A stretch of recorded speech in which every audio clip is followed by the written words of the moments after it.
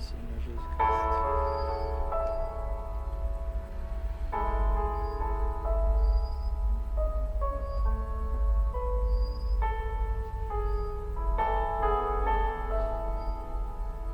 Alors, vous voyez que le Seigneur vous bénisse tous. C'est une joie d'être parmi vous ce soir. C'est une joie.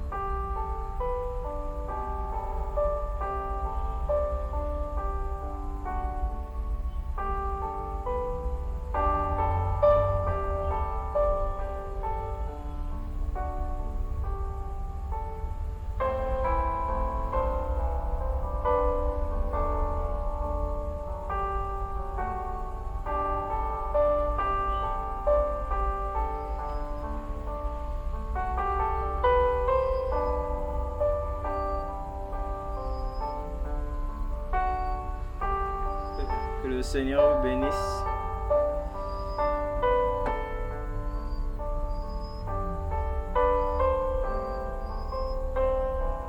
Shalom à tous.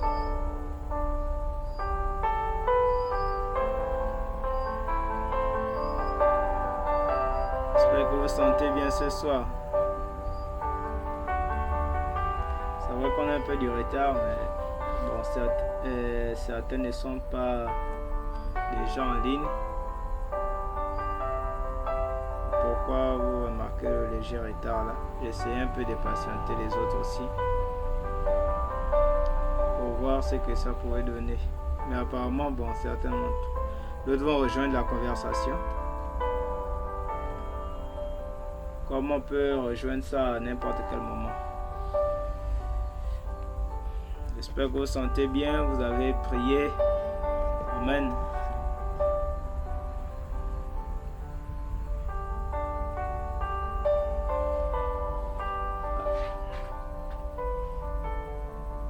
Alors je disais que pour ceux-là qui verront que peut-être leur micro dérange, ils pourront le désactiver et écouter pour que ça ne puisse pas, pour qu'il n'y ait pas trop des interférences. Maintenant, si vous savez que bon, vous êtes à un endroit où il n'y a pas trop de bruit, il n'y a pas de problème. Comme là, ça ne dérange pas.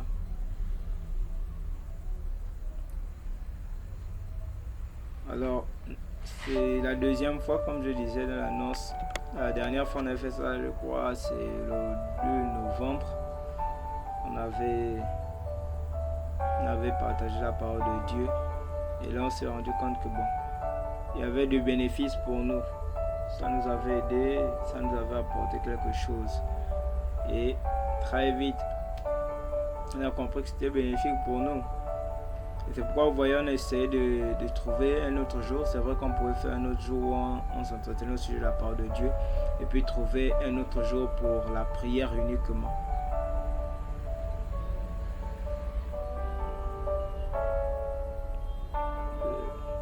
Depuis que je parle, vous m'écoutez?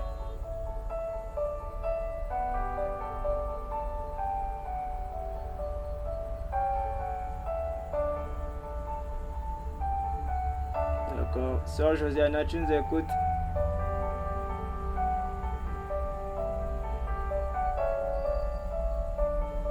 Hey Guigui, Frère Augustin.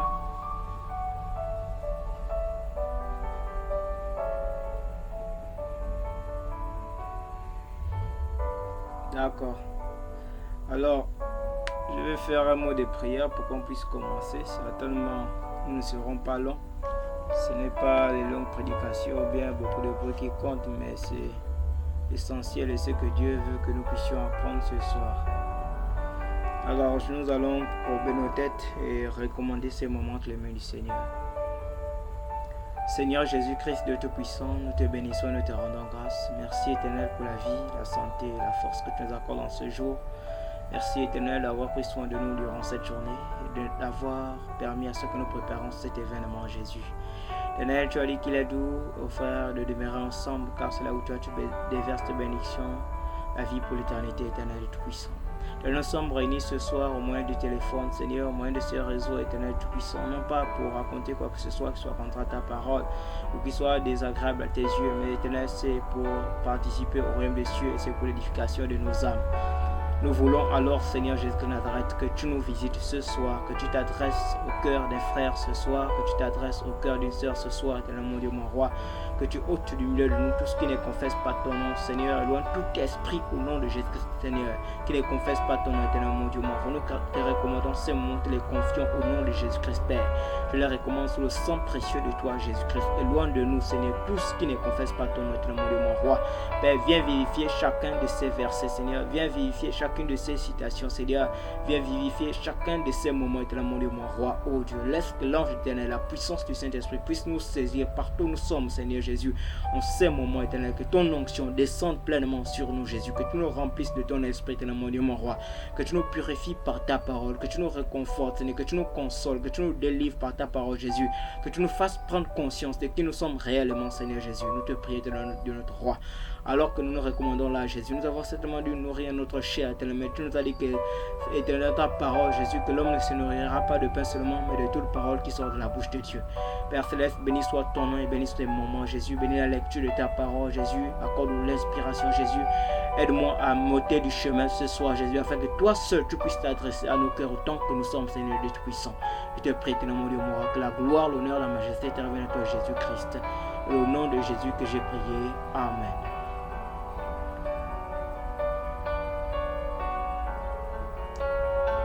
Que le Seigneur vous bénisse. Sans plus tarder, nous allons prendre notre texte. Nous avons deux textes. L'autre, c'est celui que nous avons mis dans la fiche dans Esdras chapitre 10. Et le deuxième, c'est dans Ésaïe 61. Nous allons lire le verset 1 jusqu'au verset 3.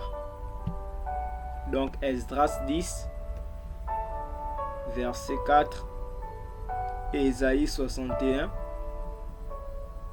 du verset 1 jusqu'au verset 3. Alors la Bible dit ceci dans Esdras 10, chapitre 10, verset 4. La Bible dit, lève-toi car cette affaire te concerne. Nous serons avec toi. Prends courage et agis. Je vais reprendre. Il dit, lève-toi car cette affaire te regarde. Nous serons avec toi. Prends courage et agis. Et dans Ésaïe 61, commençons au premier verset. L'Esprit du Seigneur l'Éternel est sur moi, car l'Éternel m'a oint pour porter de bonnes nouvelles aux malheureux. Il m'a envoyé pour guérir ceux qui ont le cœur brisé, pour proclamer aux captifs la liberté et aux prisonniers la délivrance, pour publier une année de grâce de l'Éternel et un jour de vengeance de notre Dieu, pour consoler tous les affligés, pour accorder aux affligés de Sion, pour leur donner un diadème au lieu de la cendre, une huile de joie au lieu du deuil, un vêtement de louange au lieu d'un esprit abattu, afin qu'on les appelle des térébintes de la justice, une plantation de l'Éternel, pour servir à sa gloire.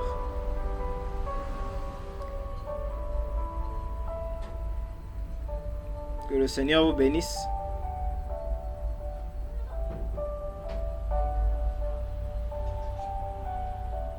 Alors, notre sujet, comme on l'avait intitulé, c'est « Lève-toi car cette affaire te concerne ». C'est vrai que souvent, lorsque je regardais ces versets bibliques, les gens sont un peu étonnés de voir que de tels versets bibliques existent dans la Bible. Ou encore des passages comme ça qui s'adressent directement à nous. Que lève-toi car cette affaire te regarde ou encore te concerne. Vous voyez que ici, la Bible, dans le livre d'Esdras, nous n'avons pas certainement pu tout lire. Vous pouvez aller lire le chapitre, tout le chapitre 10, ou encore même revenir au chapitre 8, 9 et 10. Ici, c'est le peuple d'Israël qui était sorti de l'esclavage. Alors, lorsqu'ils sont sortis de l'esclavage, ils étaient en esclavage à Babylone. Et lorsqu'ils sont sortis de Babylone, de l'esclavage en question, il y avait certains sacrificateurs, certains officiers dans la maison de l'Éternel qui avaient pris avec eux des dieux étrangers et des femmes étrangères, donc du pays dans lequel ils étaient en esclavage. C'est comme ça que lorsqu'ils sont allés dans leur demeure, dans le pays que l'Éternel leur avait promis, alors en arrivant là-bas, voici que l'Éternel les a encore livrés entre les mains de leurs ennemis, parce qu'il y avait parmi eux des dieux étrangers, il y avait parmi eux des femmes étrangères, et ces sacrificateurs et ces serviteurs de Dieu et tous ces gens du peuple qui avaient pris les femmes étrangères, alors se mettaient maintenant à vivre comme les dieux, à vivre selon les dieux de ces femmes étrangères qu'ils avaient amenées parmi le peuple d'Israël. Alors ils vivaient maintenant dans l'esclavage. C'est comme ça que l'Éternel a livré Israël entre les mains de ses ennemis. Mais Esdras ici était un serviteur de Dieu. Comme ça que quand il a vu la défaite qu'il y avait dans son camp, quand il a vu la défaite qu'il y avait dans la maison parmi le peuple d'Israël, parmi le peuple de Dieu, alors il s'est interrogé, s'est assis et s'est dit que non, c'est peut-être pas normal que le peuple de Dieu puisse avoir la défaite, que le peuple de Dieu puisse se comporter de cette manière, qu'à chaque fois qu'ils vont mener un combat, ils vont toujours perdre, à chaque fois ils vont rétrograder, à chaque fois ils ne pourront rien faire. Alors, c'est comme ça que Esdras va se mettre à se lamenter, à pleurer, à prier pour son peuple. Et les sacrificateurs vont aller vers Esdras et essayer de savoir quel est son problème, pourquoi est-ce qu'il pleure, pourquoi il se comporte de la sorte. Et Esdras va leur faire savoir la situation et dire que non, il y a parmi le peuple d'Israël des femmes étrangères que vous avez amenées du pays où on était en esclavage, alors que l'Éternel nous avait dit de nous séparer entièrement. C'est comme ça qu'ils vont dire à Esdras, bon d'accord, nous avons compris, si nous avons donc la défaite parmi nous, si nous avons perdu la victoire parmi nous, si nous avons perdu cette alliance avec l'Éternel Dieu, si nous avons perdu cette parfaite communion que nous avions autrefois avec Dieu, si aujourd'hui l'ennemi vient nous combattre et il a la victoire sur nous, c'est parce que nous avons fait entrer des peuples étrangers parmi nous. Nous avons également adopté leurs coutumes et la coutume de leur Dieu. Or, Dieu nous avait dit que nous n'aurons que pour seul Dieu, l'Éternel Dieu lui-même. Alors, Esdras cette tenue-là, c'est comme ça qu'ils se sont adressés à Esdras pour lui dire que lève-toi car cette affaire te regarde.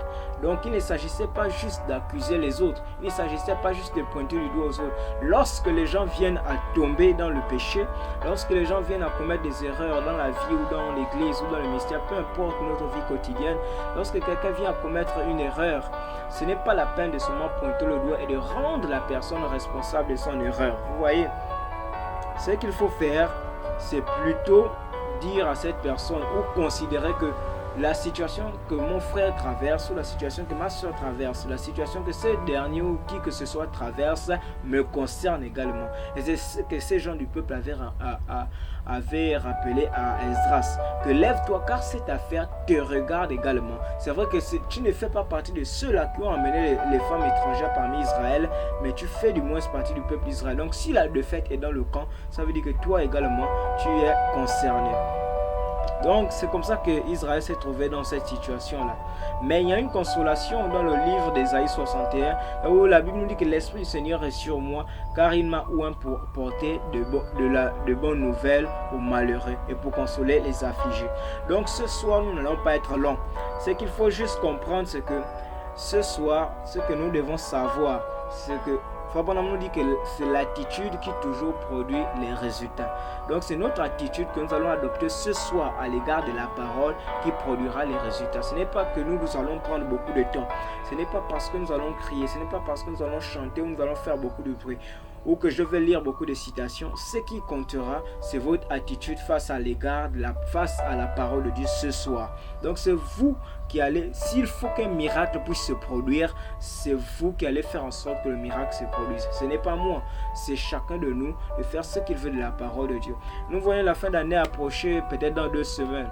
Nous voulons que Dieu fasse quelque chose pour nous. Nous voulons certainement traverser, nous avons peut-être traversé des périodes difficiles cette année 2023 et nous avons tellement prié sans succès. Et nous avons peut-être abandonné les requêtes pour lesquelles nous prions. Mais ce qui est bien avec notre Dieu, c'est que même à la dernière minute de cette année même s'il reste peut-être 2 semaines de cette année, que nous avons dit Seigneur, nous voulons quelque chose pour cette année et que nous avons prié, mais à un moment donné, nous sommes lassés de la chose pour laquelle nous prions. Alors, ce qui est bien avec Dieu, c'est que Dieu peut entrer toujours en scène même à la dernière minute. Alors, il reste toujours le Dieu qui est capable. Ce qu'il faut seulement, c'est que toi ici, frère, que ce soit toi, frère qui m'écoute, toi, la soeur qui m'écoute, tu dois de nouveau t'élever. Car cette affaire te concerne, cette affaire te regarde, que ce soit ta bénédiction ou ta délivrance à toi, cette affaire te concerne. Combien de fois tu as prié Dieu pour n'importe quel sujet et peut-être tu t'es lassé et tu as perdu la consolation, tu as perdu peut-être la force de prier de nouveau pour cela. Mais ce qu'il faut ce soir, c'est que toi tu puisses t'élever parce que c'est ton affaire à toi et cela te regarde. Ça ne regarde pas un pasteur, ça ne regarde pas un prophète, ça ne regarde pas également le frère Aska, mais cette affaire te regarde toi qui m'écoutes ce soir. Alors, ce qui est bien, c'est que le Dieu de l'histoire, le Dieu de l'histoire entre toujours en scène au moment crucial. Lorsque vous avez tout essayé, là il vient et il vous dit, comme il avait dit à Gédéon, va avec la force que tu as, parce que l'ange l'avait déjà visité. Mais vous remarquez ici que lorsque Esdras avait prié, il s'est trouvé dans les moments de détresse et il ne pouvait plus rien faire. C'est à ce moment-là que Dieu est entré en scène. Donc on voit qu'au moment où nous, on ne s'attend plus à ce que Dieu puisse entrer en scène, au moment où on s'attend à ce que peut-être, on met maintenant notre foi sur nos propres idées ou sur notre propre volonté, ou bien sur un pasteur, sur un prophète, lorsqu'on a tout perdu, lorsqu'on n'a plus l'espérance, c'est à ce moment-là que Dieu entre en scène. Alors ce que nous devons comprendre ce soir, c'est que notre affaire, ou quoi que ce soit, ce que nous avons vraiment oublié, ou bien ce que nous avons abandonné parce que nous avons tellement prié, mais qu'à un moment donné nous sommes lassés, nous devons nous lever de nouveau et dire Seigneur, il n'est pas question que cette année termine, cette année s'en va, même s'il reste 2 jours, il n'est pas question que cette année termine sans que tu ne m'aies accordé ce que tu m'avais promis pour cette année, parce que cette affaire me concerne moi. Cette affaire ne concerne pas mon père, cette affaire ne concerne pas ma mère, cette affaire ne concerne pas mon mon église, mais cette affaire me concerne moi. Je ne sais pas peut-être ce dont chacun de nous avons besoin ce soir. Mais une chose que je sais, c'est que chacun de nous a un désir tellement ardent qu'il aimerait que Dieu puisse accomplir ce soir. Il y a quelque chose vraiment dont il a besoin, quelque chose dont il a vraiment soif. Et ce que je te dirai ce soir, c'est que lève-toi, car cette affaire te concerne. Certainement tu es tombé dans le péché, certainement tu es tombé dans la souillure, certainement tu as rétrogradé ou tu as perdu la parfaite communion avec Dieu. Alors sans tarder, je vais lire ici William Branham, ici dans la brochure questions et réponses. Je vous enverrai les citations comme j'avais fait dernièrement. J'espère que vous aimez le prophète, parce que c'est un prophète qui a été confirmé par Dieu et nous avons la pleine assurance. Alors ici là, quelqu'un avait posé la question à Frère Branham en disant que Frère Branham, j'ai péché de nouveau et je ne suis pas digne de me présenter devant vous dans ce lieu saint. Certainement on se comporte comme ça, on se sent comme ça lorsqu'on va souvent à l'église, dans la maison de Dieu, ou lorsqu'on est en présence des frères ou des sœurs qui ont une vie de consécration, qui ont une vie de sanctification. On se sent tellement indigne, on se sent tellement inférieur à eux. Mais le frère va demander à Frère Branham, s'il vous plaît, dites-moi si je peux être de nouveau rétabli, si je peux être rétabli entièrement. Alors Frère Branham dit, j'ai horreur de voir quelque chose qui est enfermé. J'ai horreur de voir un homme qui se dit chrétien et qui a été enfermé par les credos quelconques d'une église. Frère Branham dit, je ne peux pas dire amen. C'est ce que les gens qui sont enfermés disent. Je ne peux pas croire à cela. Le pasteur dit, ne croyez pas cela. Oh miséricorde, vous êtes né libre. Frère Branham dit, vous êtes né libre.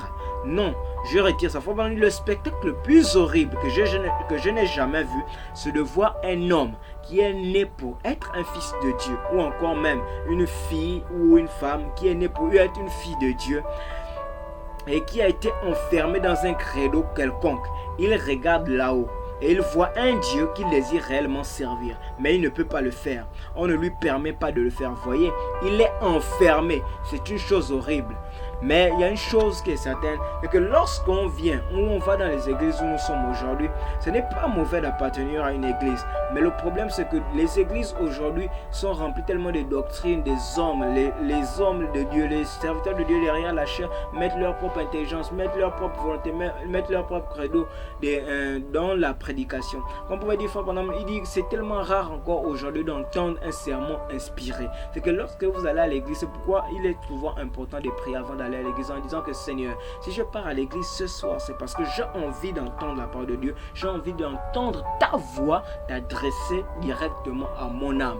Non pas voir un homme, non pas regarder un homme, non pas voir un voile qui s'éteindra devant moi, mais je veux voir au-delà du rideau du temps, je veux voir au-delà du voile qui s'éteindra devant moi. Je veux entendre une voix qui est celle de l'Éternel mon Dieu. Et c'est cela que nous devons écouter. Mais aujourd'hui, les gens se limitent au credo parce que chaque église a sa doctrine. Les gens se limitent à ce que le diable peut leur présenter. Les gens se limitent à ce que le pasteur dit seulement. Les gens se limitent, les gens sont tellement limités et ils sont enfermés dans les églises aujourd'hui. Mais Frère Branham nous dit, Dieu nous a créés pour être libres. Nous ne devons pas être liés par les églises. Nous ne devons pas être liés par les dogmes et les credos. Nous ne devons pas être liés par les idées de qui que ce soit. Mais la seule chose à laquelle nous pouvons être liés, que nous devons accepter d'être liés, c'est la parole de Dieu. Alors après que ce frère-là ou cette soeur avait demandé à Frère Branham s'il pouvait être établi, Frère Branham dit oui, ma soeur ou mon frère, quelle que soit la personne qui a écrit cela. Certainement, il y a un frère en ce moment qui est dans un état de rétrograde. Certainement, il y a une soeur qui est dans un état de rétrograde en ce moment. Il ne sait plus comment faire. Il s'est morfond. Il est tellement agité. Il s'est dit que ben, là, c'est terminé pour moi. Dieu ne m'écoute plus. Dieu, je suis tellement indigne devant la face de Dieu. Je suis indigne. Dieu ne peut plus rien faire pour moi. Les gens se lamentent que ma situation, je suis malade. Je ne peux plus rien faire. Les médecins ont dit que je vais mourir. Mais ça fait des années que je prie pour que je puisse avoir du travail. Ça fait des années que je prie pour que je puisse me marier. Ça fait des années que je prie pour avoir une délivrance totale. Mais Frère Branham dit ici, il dit oui, quelle que soit la personne qui a écrit ceci, si vous êtes tombé ici, ça ne veut pas dire que vous êtes perdu. Vous êtes un aigle qui s'est trouvé enfermé, c'est tout. Vous êtes en cage ici-bas, dans le péché de nouveau. Vous ne voulez pas être là. C'est pour ça que vous regardez simplement en haut. Frère Branham dit voilà, un jour je vivais là-haut. Il y a un moyen d'y retourner, oui. Il dit ça me rappelle un jour, alors que j'étais tout jeune. Il dit je me promenais là derrière sur le domaine agricole. Quelqu'un avait attaché un vieux corbeau pour l'empêcher d'aller dans le blé. Certainement vous avez entendu cette histoire de Johnny le corbeau. Alors le pauvre vieux, il était en train de mourir de faim. Je ne pouvais pas être méchant comme ça, faire une chose pareille. Il avait attaché le vieux corbeau par la patte. Et le pauvre vieux avait mangé tout ce qu'il y avait autour de lui. Il ne trouvait plus rien. Le cultivateur l'avait abandonné là. Et il était si maigre qu'il n'arrivait même plus à se lever. Et le corbeau volait, et les autres corbeaux volaient au-dessus. Il disait, croc, croc, croc. Autrement dit, il disait, viens, viens Johnny le corbeau, l'hiver arrive. Partons vers le sud. Mais il ne pouvait pas, il était attaché. Comme ce soir, les autres frères, les sœurs, les frères, les prédications partent jour après jour et te disent que mon frère, ma soeur, lève-toi dans la prière, relève-toi de l'endroit où tu es parce que l'hiver arrive. Les vents froids de ce monde. La mort est dans le camp, la mort est dans le pot. Alors que la parole de Dieu est en train de s'éteindre, alors que l'Esprit du Seigneur s'apprête à quitter l'Église des nations pour retourner vers Israël, la parole de Dieu, l'Esprit qui vivifie la parole de Dieu quittera l'épouse des nations et il n'y aura plus de feu. Alors en ce temps-là, les gens vont continuer à lire les brochures, les gens vont continuer à prêcher, mais la parole de Dieu n'aura plus l'efficacité sur les gens. La même brochure qui te réjouit aujourd'hui, le même verset biblique qui te réjouit aujourd'hui, lorsque ce temps arrivera où l'Esprit quittera l'Église des nations, donc l'Église des nations aujourd'hui, et retournera vers les Juifs. En ce temps-là, les gens diront la parole, mais ça n'aura plus d'effet. Alors, comme ce corbeau-là, les gens te crient ce soir, le frère Aska t'écrit, toi, mon frère, le frère Aska t'écrit, toi, ma soeur, que l'hiver arrive, le froid arrive. Nous devons partir vers le sud. Nous devons quitter cette vieille terre. Nous devons nous apprêter à quitter cette terre parce que les vents froids arrivent. Et cela pourrait vous tuer si vous n'avez pas le feu de la parole. Alors, il dit alors un jour, une certaine personne est passée par là et a vu ce pauvre vieux corbeau. Il est donc allé vers lui, il l'a pris et l'a détaché en disant, va mon ami, tu es libre. Voyez, donc voilà, il continue à marcher autour. Le corbeau continue à marcher autour. Les autres corbeaux sont encore venus. Viens Johnny le corbeau, croc, croc, partons vers le sud. L'hiver arrive, tu vas mourir de froid. Si Johnny le corbeau avait pu, en regardant vers eux, il aurait dit, je ne peux pas, voyez. Il avait tellement l'habitude d'être attaché, voyez, qu'il se pensait toujours attaché. Maman dit, vous aussi, vous pensez peut-être attaché, mon frère, ma soeur. Vous qui avez écrit cette question, vous pensez peut-être que le diable vous a attaché là, en Dieu. Et Dieu, il vous a détaché. N'allez pas croire ça. Vous n'êtes pas obligé de rester dans vos péchés. Vous n'êtes pas obligé de traverser la situation. Vous n'êtes pas obligé de vous conformer aux coutumes et aux us de vos familles. En disant que tant que tel n'a pas réussi, toi tu ne pourras pas réussir. Tant que tel ne s'est pas marié, toi tu ne pourras pas te marier. Tant que tel n'a pas eu du travail, toi tu ne pourras pas avoir du travail. Vous ne devez pas croire ce que le diable vous propose parce que Dieu vous a fait de manière libre. Il vous a donné le libre arbitre. Vous avez le droit de choisir et d'établir vos pensées dans votre vie. Donc vous n'avez pas à vous limiter à ce que le monde peut vous proposer. Vous arrivez là dans des familles où on dit que bon, tant que l'aîné ne s'est pas marié, tant que tel ne s'est pas marié, tant que les parents ne se sont pas mariés, toi tu ne pourras pas te marier. Ça cause et ça constitue des portes de blocage dans votre vie. Les gens vont dire que non, tant que tu n'as pas fait ceci, tant que tu n'as pas fait cela, dans notre famille, personne ne réussit à l'école, dans notre famille, personne ne réussit au travail, dans notre famille, personne ne se marie, dans notre famille, aucune femme ne va au foyer, dans notre mari, aucun homme ne se marie, aucune personne ne réussit. Mais frère Branham dit, ne vous limitez pas à ça, vous êtes libre. Alors Johnny le corbeau, voici le problème qui était avec lui. Pendant qu'il était attaché là, il avait tellement eu l'habitude d'être attaché là. Il avait mis du temps, à tel point qu'il était déjà habitué. Que même lorsque le monsieur est venu le détacher, il se disait toujours, il pensait toujours être attaché. Alors à quel niveau la plus grande bataille se passe? C'est dans notre pensée. Donc dans sa pensée, bien qu'il regardait même sur sa patte, il n'y avait plus de corde attachée, mais lui dans sa pensée, ça l'avait tellement construit parce que la Bible nous dit l'homme est comme sont les pensées de son cœur. Donc nous sommes simplement l'expression de nos pensées. Donc Johnny le corbeau était là et il pensait toujours qu'il était attaché. Donc vous voyez le problème avec Johnny le corbeau, c'est qu'il était devenu prisonnier dans sa propre pensée. Et les gens également aujourd'hui se trouvent prisonniers dans leurs propres pensées.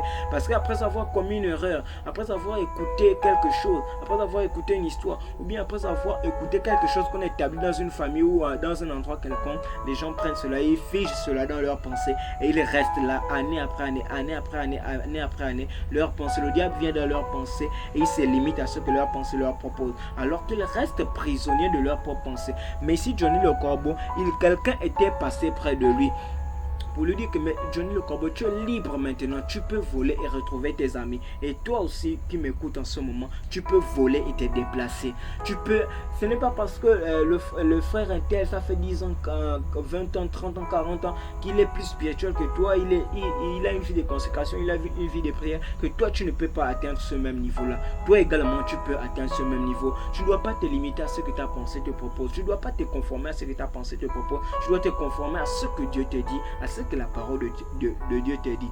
Alors vous voyez qu'ici là, le problème c'est ça, c'est que Johnny le Corbeau était resté comment, lié dans sa propre pensée, prisonnier de sa pensée. Alors que lorsque nous commettons un péché, le diable vient et nous, alors que nous avons même confessé le péché, le diable vient dans notre pensée pour nous amener à culpabiliser en disant que oh Seigneur, j'ai tellement péché, je ne suis même pas digne. Et c'est là où le diable vient, mais que oh mon frère, ma soeur, regarde, tu as péché, tu as commis telle erreur.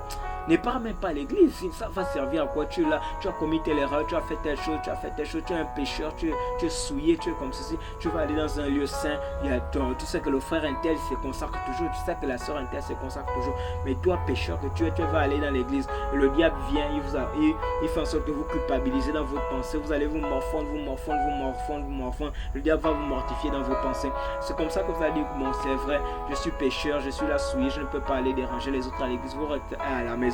Et vous allez commencer un jour, 2 jours, 3 jours, 4 jours, 5 jours, ainsi de suite. Et vous voilà tout rétrograde, vous ne partez même plus à l'église. Vous voyez pourquoi? Parce que le diable vous aurait eu dans votre pensée. Parce que vous serez limité. Parce que vous avez pensé que ce que le diable proposait à votre pensée, c'était ça l'efficacité. C'était ça qui était figé. Mais la Bible nous dit dans le livre d'Ésaïe, Ésaïe 40 au verset 1 et 2, il dit consolez, consolez mon peuple, dit votre Dieu. Il dit parlez au cœur de Jérusalem et criez-lui que sa servitude est finie. Il dit consolez, consolez mon peuple, dit votre Dieu. Parlez au cœur de Jérusalem. Criez-lui que sa servitude est finie, que son iniquité est expiée, qu'elle a reçu de la main de l'Éternel au double de tous ses péchés. Alors c'est comme je vous ai dit, ça ne dépend pas de moi, mais ça dépend de votre attitude face à la parole de Dieu. C'est votre attitude ce soir qui produira les résultats. Ce n'est pas à moi de venir dans votre pensée pour vous dire que ne culpabilise plus, ne te plains plus, ne regarde plus ce que le diable peut t'apporter, ne regarde plus ce que le diable peut te proposer. Non, ce n'est pas à moi de le faire. Je vous ai dit que c'est votre attitude à l'égard de la parole de Dieu qui produira les résultats. Donc c'est à toi de t'élever ce soir et de prendre la décision parce que cette affaire te concerne. Je ne sais pas la situation que tu traverses, je ne sais pas les difficultés que chacun de nous traversons, mais c'est à nous de nous lever et de prendre la décision parce que cette affaire nous concerne. Et si nous prenons une décision sur la situation que nous traversons, Dieu va nous soutenir. De même que le peuple d'Israël venait dire à Esdras que lève-toi car cette affaire te concerne, nous serons avec toi et nous agirons envers toi. De même, l'Éternel nous dit que si nous prenons une décision sur notre vie, si nous prenons une décision sur la situation que nous traversons, l'Éternel sera avec nous, l'Éternel nous soutiendra, l'Éternel étendra sa main. De la même manière qu'il avait dit à Josué, n'aie pas peur, ne te tourne ni de ce livre ni à gauche ni à droite, médite le jour et nuit, c'est ainsi que tu auras du succès dans tes entreprises. Dieu fait la même chose. Il nous dit aussi que je serai avec toi comme j'étais avec Moïse. Donc Dieu fait la même chose aujourd'hui. Comme il a dit à Esdras, il nous dit la même chose ce soir, que lève-toi car cette affaire te concerne. Que je ne verrai pas 2024 sans avoir accompli le but pour lequel l'Éternel m'a envoyé. C'est tout le programme que Dieu a prédestiné pour moi en 2023.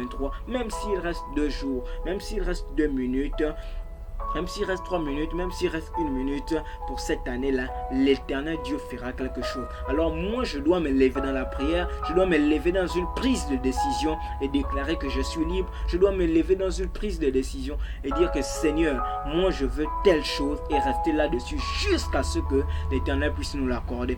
Et dit, la Bible dit dans le livre d'Ésaïe, la Bible dit dans le livre d'Ésaïe, il dit lève-toi et sois éclairé car ta lumière arrive et la gloire de l'Éternel s'élève sur toi. Il dit voici les ténèbres couvrent la terre et l'obscurité le peuple, mais sur toi l'Éternel se lève. Sur chacun de nous l'Éternel s'élève. sur toi sa gloire apparaît. Ce ne sont pas mes paroles, ce sont les paroles de l'Éternel. C'est dans la Bible.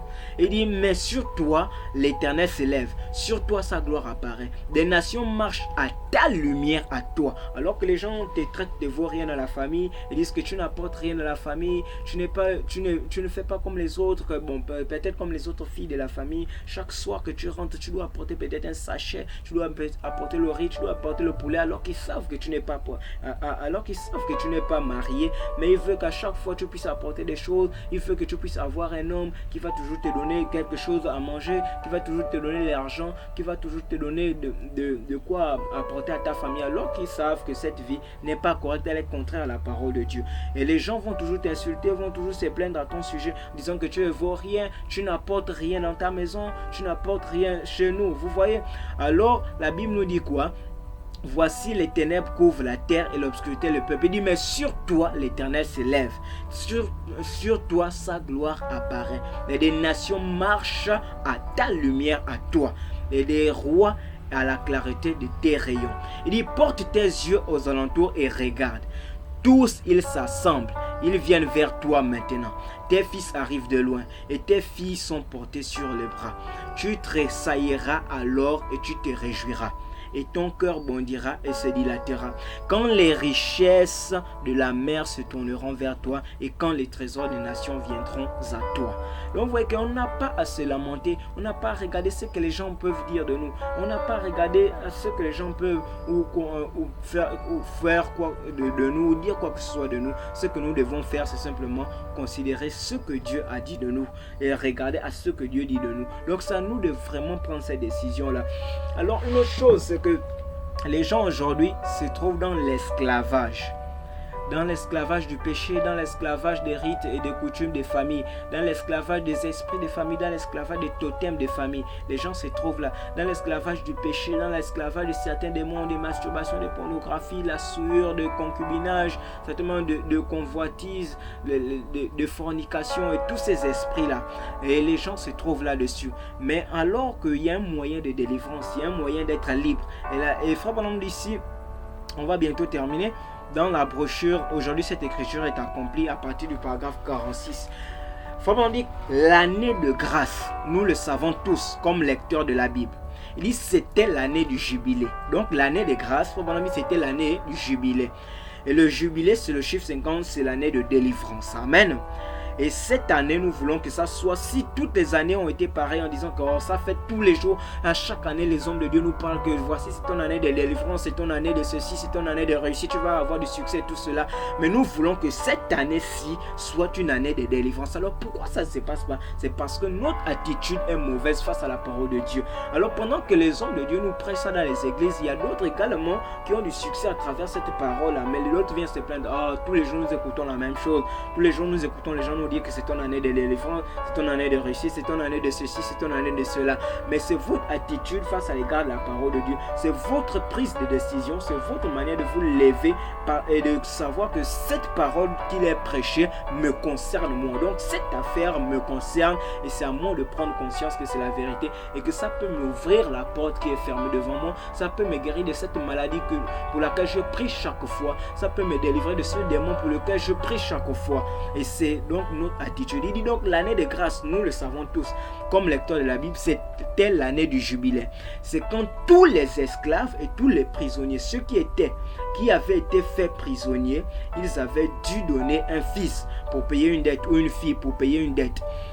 Et ceux-ci étaient en esclavage. Il dit, peu importe depuis combien de temps ils étaient en esclavage ou combien de temps ils étaient censés y rester.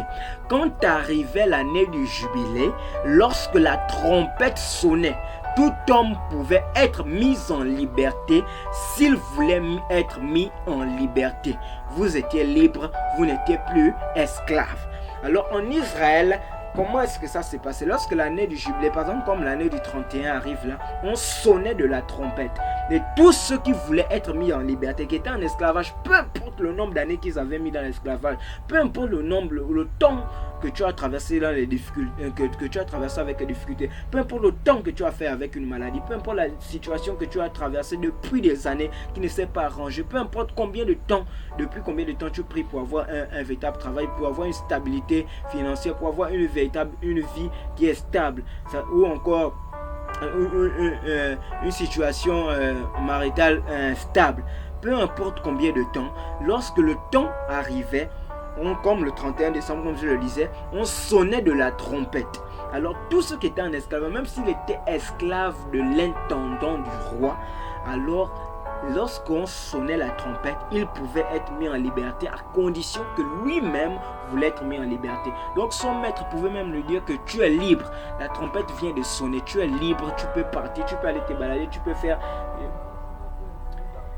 tu peux faire ce que tu veux, tu peux te comporter comme tu veux, tu peux aller où tu veux, mais à condition que lui-même il voulait. Donc même le roi ne pouvait pas le délivrer. C'était sa prise de décision, c'était sa volonté, son vouloir, son désir à lui qui le délivrait. Alors nous aussi, nous entendons la trompette de l'évangile ce soir, nous écoutons la parole de Dieu chaque fois, et comme ce soir nous écoutons encore la trompette de l'évangile qui est capable de nous rendre libres si nous voulons être libres. Peu importe que ce soit, peu importe la situation, peu importe que ce soit un esprit, que ce soit un démon, que ce soit le travail, peu importe ce que c'est, nous pouvons être libres si nous voulons. Alors ils étaient mis en liberté s'ils le voulaient. Par contre, si vous voulez demeurer un esclave, alors il fallait qu'on vous conduise au temple, qu'on vous fasse approcher du poteau du temple, et là il prenait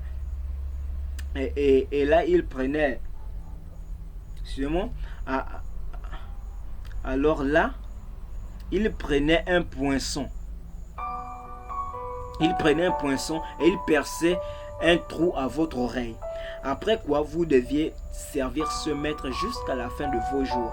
Alors, vous voyez que parfois les gens dépassent la ligne qui sépare le jugement, la grâce, la délivrance et l'esclavage. Pourquoi? Parce que lorsque la trompette de l'évangile sonne, les gens ne prennent pas conscience et ne prennent pas cette décision. Alors, lorsque les gens étaient en esclavage, que la trompette de l'évangile sonnait, celui qui voulait être mis en liberté, alors enlevait simplement la boucle, l'oreille, le poinçon qu'on lui avait mis à l'oreille.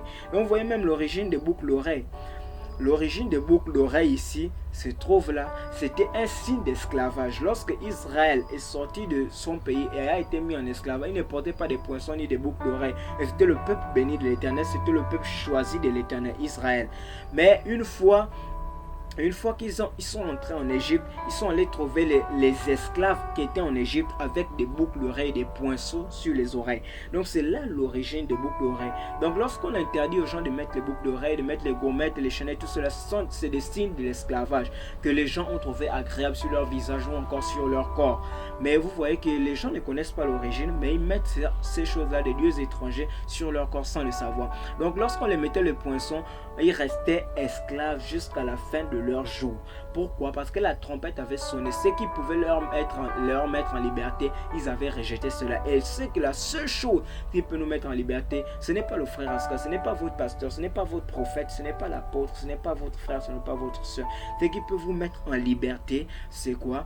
C'est simplement votre prise de décision face à l'évangile, face à la puissance de l'évangile. Lorsque la puissance de l'évangile est prêchée, lorsque la parole est prêchée dans toute sa pureté et qu'elle peut vous délivrer, elle peut vous guérir, elle peut vous soigner, elle peut vous rétablir, vous amener à vous consacrer, à prier, à être des véritables chrétiens. C'est à ce moment-là qu'en considérant cela, vous vous levez parce que ça vous concerne. À ce moment-là, qu'est-ce qui se passe? Vous croyez tellement à la parole et vous êtes mis en liberté. Il dit, quel exemple parfait de l'évangile de Jésus-Christ quand il est prêché, le temps de grâce, le temps du jubilé. N'importe qui peu importe qui vous êtes, votre couleur, la dénomination dont vous faites partie, jusqu'où vous vous êtes enfoncé dans le péché, ou ce qui ne va pas avec vous, vous pouvez être mis en liberté quand vous entendez sonner la trompette de l'évangile. Vous êtes libre. Par contre, si vous voulez tourner le dos au message et que vous refusez de l'écouter, remarquez, on vous perce l'oreille avec un poinçon. Autrement dit, vous avez franchi la ligne qui sépare la grâce et le jugement. Et vous n'entendrez plus jamais l'évangile. Vous n'aurez vous n'irez jamais plus loin. Vous devez être esclave du système dans lequel vous êtes jusqu'à la fin de vos jours. Si vous refusez d'écouter l'année de grâce. Donc vous voyez que l'année de grâce, ce n'est pas un frère, ce n'est pas qui que ce soit. C'est votre décision en vous. C'est à vous d'accepter la parole de Dieu. C'est votre prise de décision. Alors, comme le temps est parti, nous allons encore lire dans une autre brochure, dans les instructions de Gabriel à Daniel, toujours William Branham. Il nous dit ici, vous vous souvenez de la grâce qui avait été signée pour cet homme qui a été fusillé, ce que je racontais à l'occasion. Il dit pendant la guerre de sécession, Frère Branham raconte cette histoire ici, il dit alors que c'était un homme honnête, il était innocent, il avait été reconnu coupable, même si dans un sens il était coupable, parce qu'il avait déserté au moment du combat. Il avait été reconnu coupable et on allait le fusiller. Et un homme est allé voir le président Lincoln et lui a dit, Monsieur Lincoln, cet homme est un chrétien. Il a eu peur, ce garçon. Je connais sa famille. Il a seulement pris peur. Il ne voulait pas faire de mal. Il a déclaré, il a dit, Monsieur Lincoln, c'est entre vos mains. Vous êtes le seul à pouvoir le gracier. Alors, Monsieur Lincoln a pris un bout de papier et sa plume et il a signé. Un tel est gracié. Et il a signé son nom, Abraham Lincoln. Il est vite retourné à la prison et il a dit, le voilà, j'ai obtenu ta grâce. Et l'homme a dit, je refuse de regarder ça. Il y aurait un gros cachet dessus. Il y aurait tout le tralala. Tu veux te payer ma tête, c'est tout. Ce n'est pas Abraham Lincoln qui a signé. Bon, comment Abraham Lincoln va signer sur un petit bout de papier? Vous voyez, alors que Dieu a envoyé un avocat pour nous, le Saint-Esprit de Dieu, non pas un pasteur, non pas un homme de Dieu, non pas un prophète ou qui que ce soit. Dieu a envoyé le Saint-Esprit de Dieu en notre temps maintenant pour plaider notre cause auprès du Père. Alors comment cela s'est fait? Lorsque ce jeune homme-là avait été enfermé lors de la guerre de sécession, c'était un soldat. Mais comme il était chrétien, il avait eu peur de fusiller et de tirer sur les gens. Alors, lorsque vous désertez un combat dans l'armée, on vous ferme et vous êtes condamné à la peine de mort. Alors pendant qu'il était enfermé, c'est comme ça qu'il y a quelqu'un qui pouvait plaider sa cause. Et il est allé voir le président Lincoln parce que le président Lincoln avait le dernier mot pour pouvoir le délivrer ou le condamner. Comme Dieu également a le dernier mot pour pouvoir nous condamner ou nous libérer. Ce n'est pas un homme, ce n'est pas l'affaire d'un homme, ce n'est pas l'affaire d'un pasteur, ce n'est pas l'affaire du frère Aska, mais c'est plutôt l'affaire de Dieu lui-même. Entre Dieu et nous, la perfection se passe entre Dieu et nous. Ce n'est pas une église, ce n'est pas un pasteur, ce n'est pas un prophète ou qui que ce soit. La perfection auprès de Dieu se passe entre Dieu et nous. Alors cet homme-là est allé plaider, il a pu avoir la signature du président Lincoln qui disait que celui qui était en prison était gracié, il pouvait sortir. Alors lorsqu'il allait présenter le papier, il a dit, oh non, si c'était le président Lincoln, ça devait être un bon papier, ça devait être des tralala, ça devait être une grosse signature et puis le président Lincoln ne peut pas écrire sur ce petit bout de papier, vous voyez. Alors il est vite retourné à la prison, il a dit, voilà, j'ai obtenu ta grâce. Mais le lendemain, et comme il avait refusé, l'homme a beaucoup insisté. Malgré tout, le prisonnier pensait qu'il plaisantait. Alors il est parti. Le lendemain matin, il a été fusillé. Puis après qu'il avait été fusillé, il y a eu un procès devant la cour fédérale parce que Abraham Lincoln avait signé la grâce de cet homme 24 heures avant son exécution et que le gouvernement l'avait quand même fait fusiller. Et alors la cour fédérale des États-Unis a rendu l'arrêt suivant du discours fédéral en disant: une grâce n'est pas une grâce à moins d'être acceptée en tant que grâce. Donc pour nous également, notre délivrance n'est pas une délivrance tant que nous ne l'acceptons pas comme une délivrance. Notre réussite ne sera jamais une réussite tant que nous ne l'acceptons pas comme une réussite pour nous. Notre succès ne sera jamais un succès tant que nous n'accepterons pas d'avoir du succès dans notre vie. Nous n'aurons pas l'attitude qu'il faut, nous n'aurons pas la vie qu'il faut si nous ne l'acceptons pas premièrement. Mais comment l'accepter? Il faut que nous puissions nous lever dans une prise de décision comme Esdras, en écoutant la parole de Dieu qui nous dit que mon frère, lève-toi car cette affaire te concerne. Ma soeur, lève-toi car cette affaire te concerne. Donc, à l'heure où nous vivons et nous arrivons à la fin du voyage de la vie, c'est ce que je désire pour la mienne. Je sais que vous le désirez également pour la vôtre. Nous arrivons certainement à la fin de cette année. Frère Branham dit, je désire que Dieu nous dise ceci: je le délivrerai des mâchoires de la mort, car il s'est confié en moi. Je le délivrerai de la tombe le matin de la résurrection. Je le délivrerai totalement, homme, âme, corps et esprit parce qu'il s'est confié en moi. Alors, toutes les œuvres de Jésus étaient complètes. Tout était complet. Il délivrait totalement. Il a totalement délivré le lépreux de la lèpre. Il a totalement délivré la femme à la perte de sang, de sa perte de sang. Il a totalement délivré le monde du péché quand il est mort au jour de l'expiation. Il a totalement délivré tout péché. Il a délivré l'Église. Alors, nous n'avons pas besoin d'être des gens qui vivent au-dessous de leurs privilèges. Nous n'avons pas besoin de vivre dans un état de défaite parce qu'il a vaincu le diable. Et il a pris toutes les dominations et les autorités et les a assujetties sous son pied. Alors elles n'ont aucun droit légal de régner sur nous. Nous sommes des chrétiens remplis du Saint-Esprit. Nous sommes délivrés, une délivrance totale. Il nous a délivrés du mal, il nous a délivrés du péché, il nous a délivrés des habitudes, il nous a délivrés du commérage, il nous a délivrés des propos injurieux, il nous a délivrés de toutes sortes de saletés, il nous a totalement délivrés. Et il nous a mis dans ses saintes mains une délivrance complète et totale. Il nous a délivrés de nos maladies. Il nous a délivrés de nos maladies. En effet, nous avons un titre de propriété incontestable qui nous dit et qui nous donne le droit. Faut bien dire alléluia, car il a été blessé pour nos transgressions. Par ses meurtrissures, nous avons été guéris. Il est notre guérisseur. C'est pourquoi cette pauvre petite femme victime de la polio qui essaie de prendre soin d'un mari qui se mourait de cancer est entrée dans la sphère de la présence de Dieu.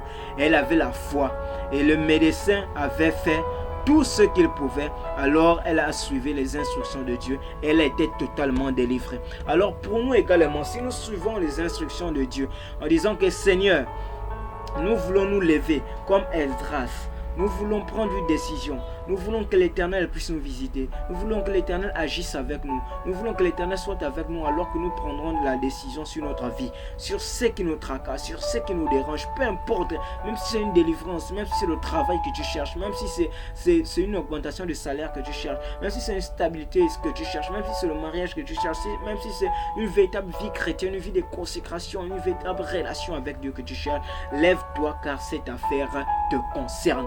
Ne laisse pas cette année passer. Ne laisse pas la nouvelle année te trouver dans le même état. Ne laisse pas la nouvelle année te regarder encore avec le péché, te trouver avec la même situation, te trouver avec les mêmes difficultés, te trouver dans les mêmes situations que tu as endurées depuis ces années dernières.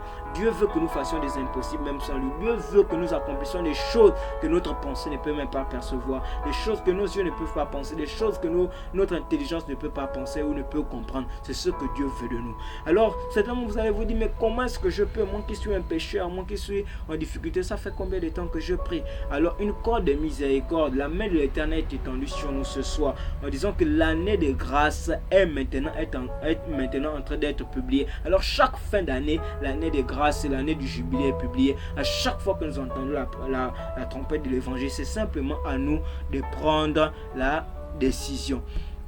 Alors, je vais terminer ici, certainement pour un ami pécheur, pour quelqu'un qui se trouve dans la souillure, dans le péché, ou qui se morfond, ou qui se met à se lamenter. Comme on dit dans l'étape actuelle de mon ministère, il dit c'est pareil à un homme qui est en train de se noyer, alors qu'une corde pend là.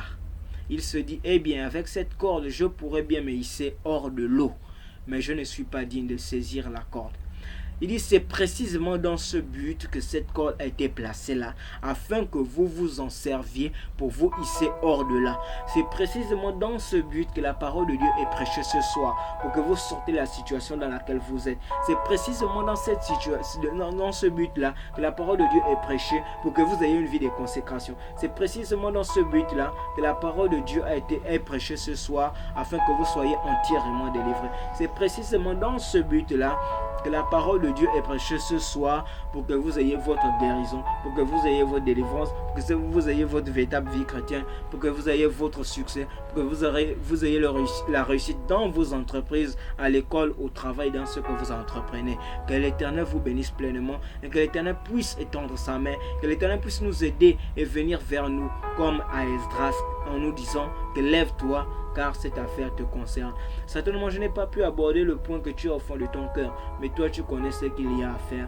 Lève-toi simplement et que cette affaire, parce que cette affaire te concerne toi. Alors que le Seigneur vous bénisse, nous sommes arrivés au terme de notre réunion.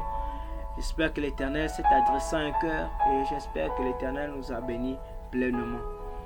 Alors, nous allons faire ce mot de prière.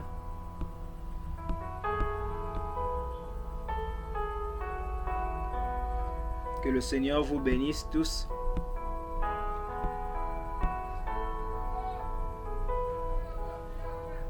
Alors, c'est comme je l'ai dit au début, ce n'est pas au frère Aska de transformer votre vie.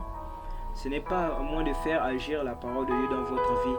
Comme Frère Branham nous a dit ce soir, que c'est notre prise de décision. La délivrance est pour celui qui la veut. Dieu nous a donné le libre arbitre et Dieu ne force rien à qui que ce soit. C'est à nous de choisir si nous voulons être délivrés ou pas. C'est à nous de choisir si nous voulons être changés. C'est à nous de choisir si nous voulons que cette année 2024 soit pareille et difficile comme ces dernières années. C'est à nous de choisir et d'accepter si nous devons endurer les mêmes situations, endurer les mêmes difficultés pour cette année 2024. C'est à nous de choisir si nous voulons être délivrés. C'est à nous de choisir si nous voulons avoir du succès et de la réussite pour cette année 2024. C'est simplement notre prise de décision à nous. Comme la trompette de l'évangile a été prêchée ce soir, l'année des grâces et l'année du jubilé nous a été présenté ce soir. C'est à nous simplement de prendre la décision. Alors nous allons prier, recommander nos âmes en clément du Seigneur, que le gelec, le azim, le gazam, que le diable ne puisse pas dévorer et ôter cela de nos cœurs. Prions tous ensemble à l'endroit où nous sommes. Seigneur Jésus-Christ, Dieu Tout-Puissant, nous te bénissons, nous te rendons grâce. Merci Seigneur pour la vie, la santé, la force que tu nous accordes, Jésus. Merci de nous avoir réunis dans ta présence. Qu'a-t-il de mieux qu'être dans ta présence, Seigneur Jésus? Qu'a-t-il de mieux à satisfaire nos âmes par ta parole, par tes bienfaits et tes bontés qui sont éternelles, Jésus? Les bontés de l'Éternel ne faillissent pas, Seigneur. Les bontés de l'Éternel sont inépuisables, Jésus-Christ le Tout-Puissant. Tel qu'a-t-il de mieux, Seigneur, qu'entendre ta voix nous parler? Qu'a-t-il de mieux qu'entendre la trompette de l'Évangile? Qu'a-t-il de mieux, Seigneur, qu'avoir une âme satisfaite qui par ta parole à toi, Seigneur Jésus-Christ?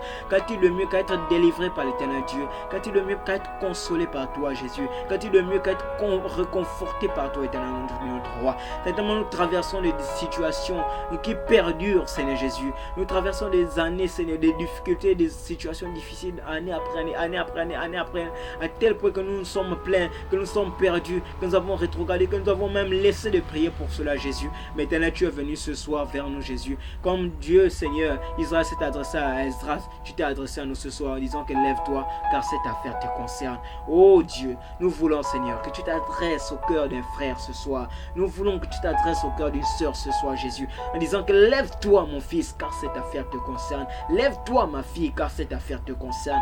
Ne te laisse pas borner par ce que le diable peut te proposer. Ne te satisfais pas ce que le diable peut te proposer. Ne regarde pas ce que le diable te propose.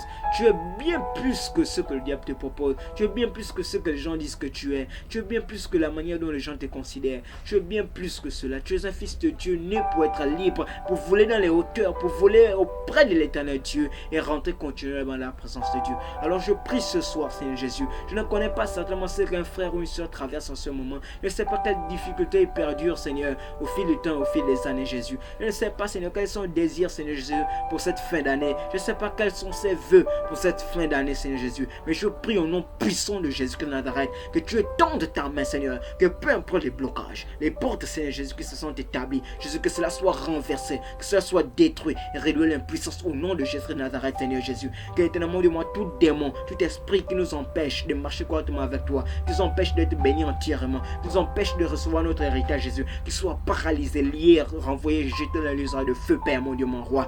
Je te prie, Jésus, que le glaive les frappe, que le charbon ardent les frappe, Seigneur Jésus. Oh Dieu, peu importe nos ennemis qui se lèvent contre nous, qu'ils soient détruits, Seigneur Jésus. Oh Dieu puissant, qu'ils soient condamnés, Seigneur Jésus, qu'ils soient brisés, paralysés au nom puissant de Jésus, qu'ils soient nuls sans effet dans notre vie, Seigneur Tout-Puissant. Je te prie, mon Dieu, mon roi. Nous te sommes reconnaissants pour ta parole ce soir. Tu nous as dit que l'homme ne se nourrira pas de pain seulement, mais de toute parole qui sort de la bouche de Dieu. Merci également pour ce moment, Jésus. Alors que nous te recommandons la continuité, Seigneur, et la réunion de prière de demain. Nous voulons, Seigneur Jésus, que tu sois au rendez-vous comme tu es au rendez-vous. Ce n'est pas le nombre de fois que nous pouvons crier. au nombre de citations que nous pouvons citer, Seigneur, ou la longueur de notre prédication, Jésus. Mais Seigneur, c'est notre attitude face à la parole de Dieu qui produit toujours les résultats, Seigneur mon Dieu, mon roi. Nous te prions, Éternel Tout-Puissant, guéris-nous, Seigneur, rétablis-nous, réconforte-nous, Seigneur, délivre-nous entièrement au nom puissant de Jésus-Christ, Père. Veille sur nous et prends soin de nous encore durant cette nuit, Jésus.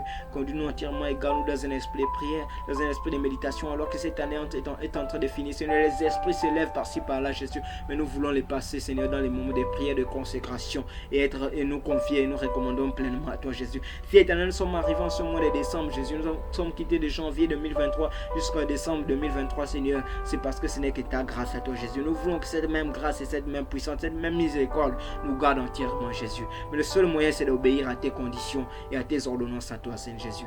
Alors que nous te recommandons toutes choses, bénis cette nuit et veille sur chacun de nous. Visite-nous, Seigneur, dans les songes, dans les visions, Seigneur mon Dieu, mon roi. Accorde-nous ta grâce et bénis nos vies et prends soin de chacun de nous. Dans le nom puissant de Jésus-Christ que nous avons prié. Amen. Que le Seigneur vous bénisse. Amen, amen.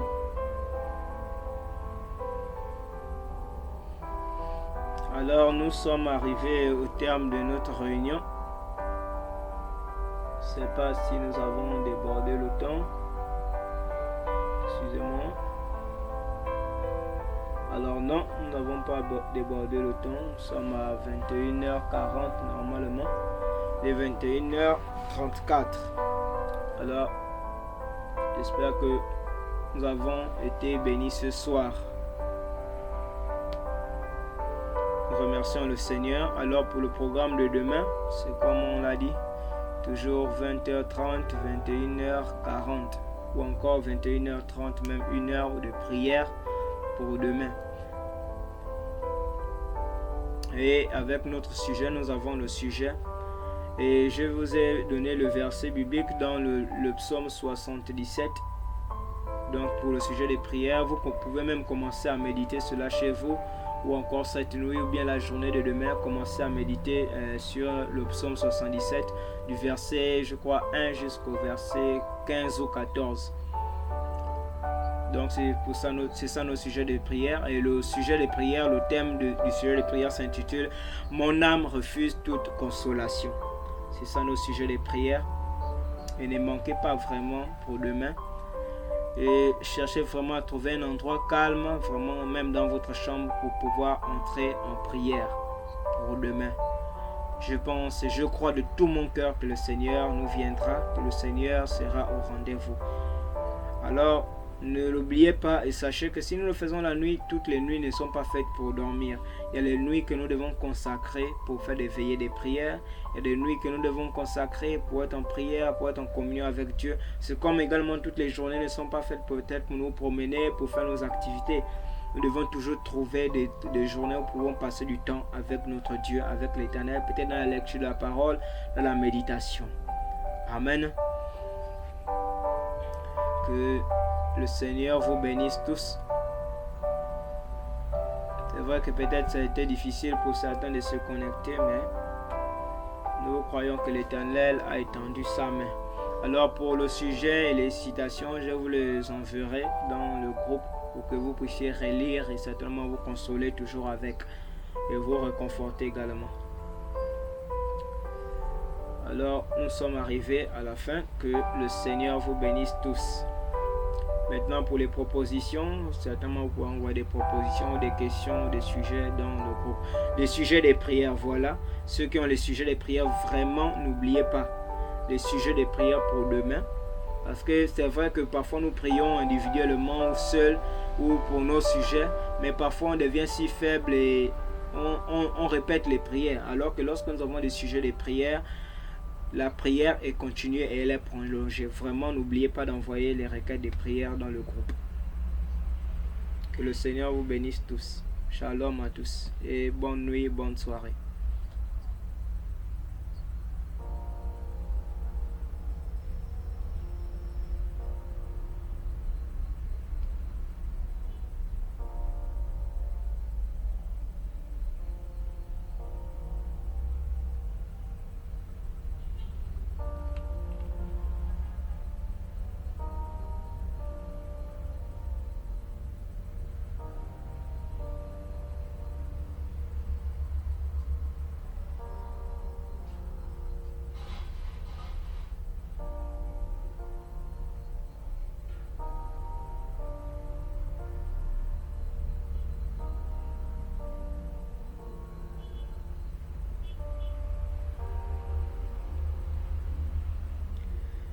Pour le sujet de demain, je disais que notre sujet de prière s'intitule Mon âme refuse toute consolation. C'est ça le sujet des prières. Mon âme refuse toute consolation.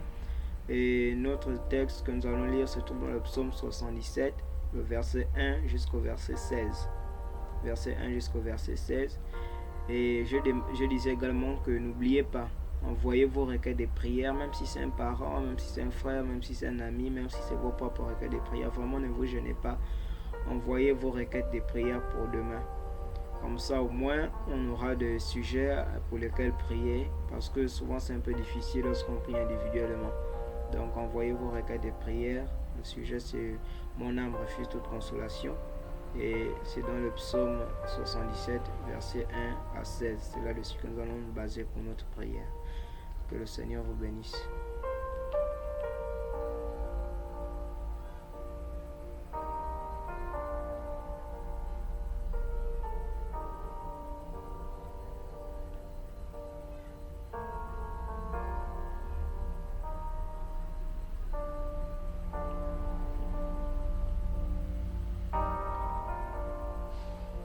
Je disais que pour le sujet de demain, notre sujet de prière s'intitule Mon âme refuse toute consolation. Et c'est dans le psaume 77 que c'est là-dessus que nous allons nous baser pour notre sujet de prière. Donc du psaume 77, du verset 1 jusqu'au verset 16.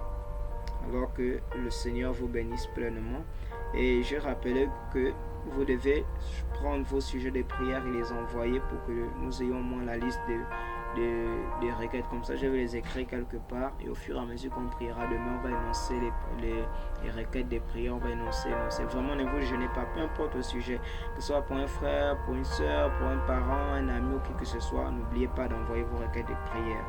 Que le Seigneur vous bénisse pleinement. Maintenant, si vous avez également des questions, des propositions, quoi que ce soit, n'oubliez pas également de faire signe.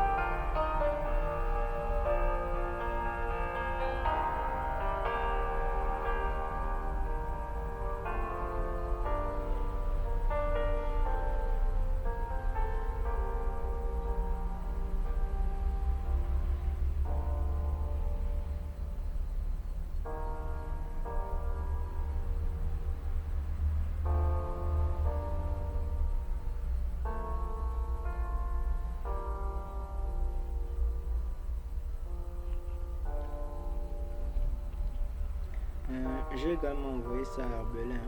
J'ai envoyé ça à Herbelin parce que ce n'est vraiment pas évident que je serai là demain. Alors je lui ai envoyé ça. Tu vas travailler avec son ordinateur. C'est déjà monté, j'ai tout fait. C'est comme tu as vu là, je t'ai envoyé ça. Alors tu vas travailler avec son ordinateur.